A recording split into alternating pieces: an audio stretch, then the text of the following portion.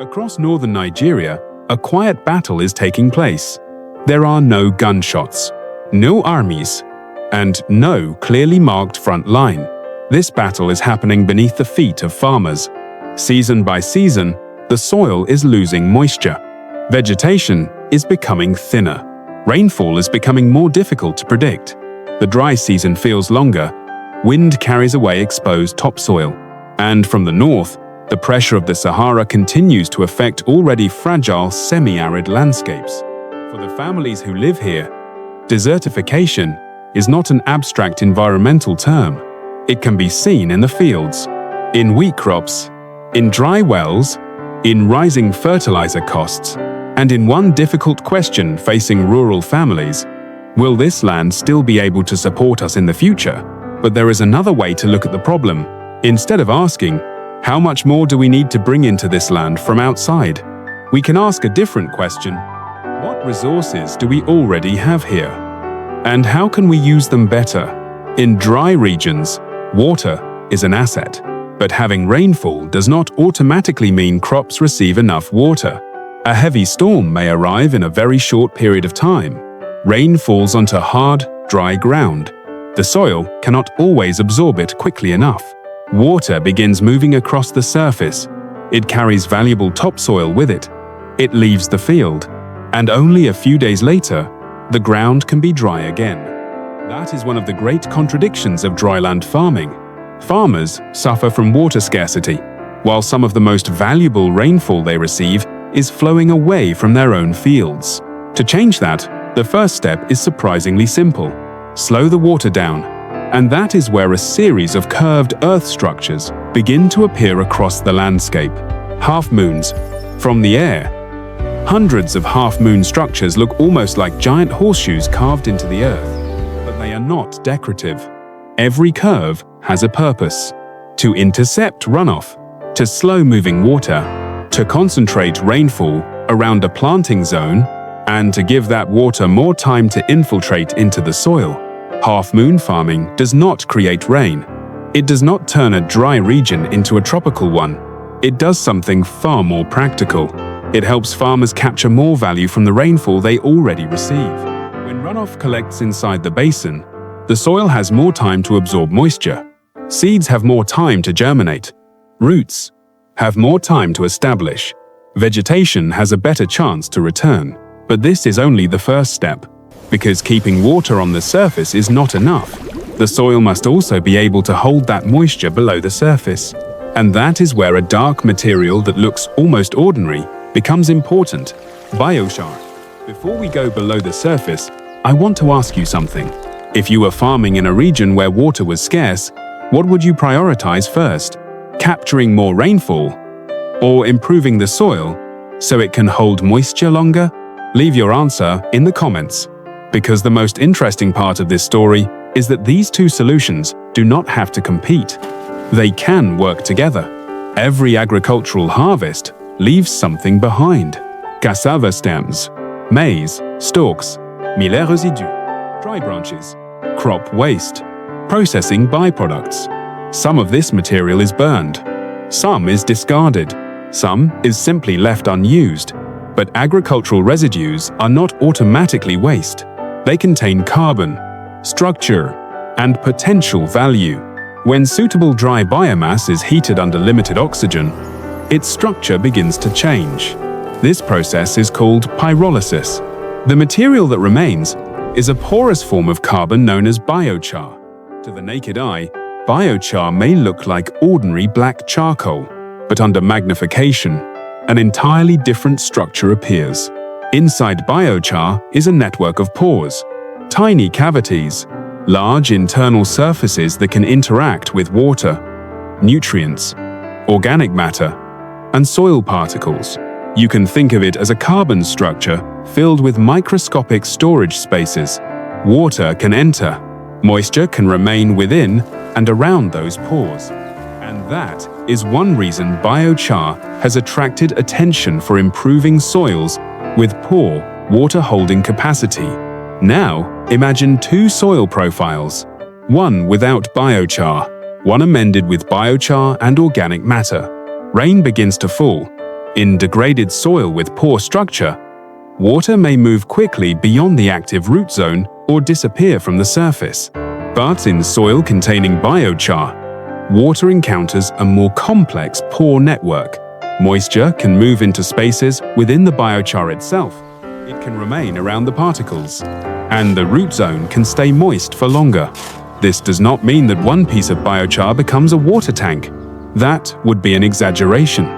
But across an entire field, millions of porous particles can change how water behaves in the soil, and in a dry season, even a modest extension of soil moisture can matter. A seedling may have more time to survive a hot period. Roots may have more time to find water. Plants may face less stress between rainfall events. Half-moons help keep water on the land. Biochar can help improve how moisture is retained within the soil. That is where these two approaches begin to complement each other. But water is not the only valuable resource that can be lost. Nutrients can be lost too. In sandy or degraded soils, fertilizer may be applied, but some nutrients can move away from the active root zone before crops use them efficiently. And every unit of fertilizer lost is money lost by the farmer. Biochar has a large internal surface area. Its porous structure can interact with nutrient ions and organic matter. When biochar is properly combined with compost, treated manure, or carefully managed fertilizer inputs, it can become part of a soil system that retains and exchanges nutrients around plant roots more effectively. The goal begins to change. Instead of simply feeding the crop, we begin by improving the environment that feeds the crop. That means improving the soil first, then improving how water and nutrients move through that soil. In simple terms, more fertilizer is not always the answer. Sometimes the better answer is to waste less of what is already being applied. There is another important benefit in the process of turning agricultural residues into biochar: heat. During pyrolysis, biomass is exposed to high temperatures under controlled conditions. That heat can deactivate many unwanted biological agents that may be present in raw plant material. Depending on the material and the processing conditions, this can include some plant pathogens, insects, larvae, and weed seeds. Instead of returning untreated crop residues directly to the field, the biomass is transformed. Its physical and chemical structure changes. But this needs to be understood correctly. Biochar is not a disinfectant for an entire field. It does not sterilize soil. The important point is that the raw biomass has undergone a high-temperature conversion process before being returned to the soil system. The material coming back to the field is no longer the same as the untreated crop residue that entered the kiln. Biochar can also influence another critical property of soil: pH. Some types of biochar are alkaline. In acidic soils, an appropriately selected biochar may help increase soil pH and reduce excessive acidity. That matters because soil pH affects the availability of many plant nutrients. It influences root development. It influences microbial activity. And it influences how efficiently plants can use the nutrients already present in the soil. But biochar should not be described as something that automatically balances every soil. That would be misleading. If a soil is already alkaline, applying a highly alkaline biochar without proper testing could create a different problem. Serious soil management starts with understanding the soil, testing its pH, understanding the biochar feedstock, and applying the material at an appropriate rate. The goal is not to add as much as possible. The goal is to use the right material in the right place for the right reason. If you think the science below the soil is interesting, stay with me, because the next part is where this system begins to create economic value. We are going from a cassava stem left in the field to biochar, to a starch processing facility, and ultimately to a chain of jobs connecting farms, transport, processing, and local business. This is cassava. For many people, the value of cassava is in the root. But in a circular agricultural system, the plant can create value beyond the root itself. After harvest, cassava stems remain in the field. Some healthy stems can be preserved for future planting, but suitable excess biomass can be collected. dried, and used as feedstock for biochar production. Cassava processing creates another stream of byproducts: bales, fibrous residues, organic material. Instead of treating all of this as waste that must be removed, suitable organic residues can be managed and composted. Now, the circular system begins to take shape. Dry stems and suitable crop biomass become biochar. Organic processing residues can enter a composting system. Biochar and compost return to the soil. The soil supports the next cassava crop, and the next crop creates both food and new biomass for another cycle. The crop begins to support the system that grows the next crop. But growing cassava alone is not enough to build a rural economy.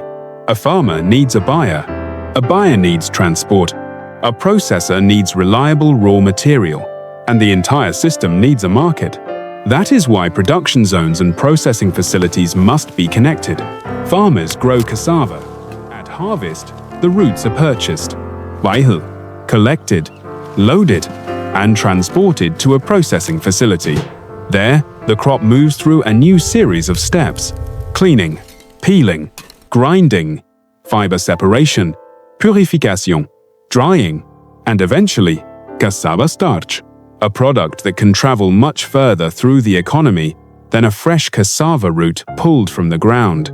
Cassava starch can serve food markets, but its value does not necessarily stop with food. Depending on processing quality, technical standards, and market requirements, cassava starch can also serve selected industrial applications. What matters here is not only the final product, it is the number of productive steps created between the farm and that product. Transport, machinery, warehousing, maintenance, energy, packaging, quality control, distribution.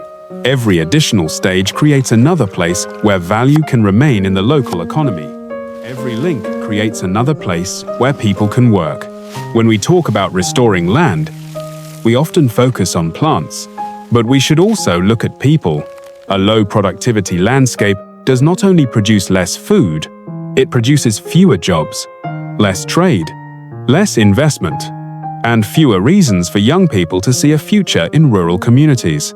A functioning cassava value chain requires more than farmers. It requires planting crews, harvest workers, truck drivers, buyers, weighing teams, machine operators, mechanics, warehouse staff, quality control workers, processing technicians, biochar operators, compost workers, supervisors, traders, and local businesses, serving all of them. At that point, restoring 1 hectare of land is no longer only an environmental achievement. It becomes part of a system capable of supporting livelihoods. If you have experience in farming, construction, machinery, land management, or rural business, I want to hear your perspective. What do you think would be the hardest part of building a system like this? Water management? Soil restoration? Cost? Machinery? Or creating a reliable market for the crop?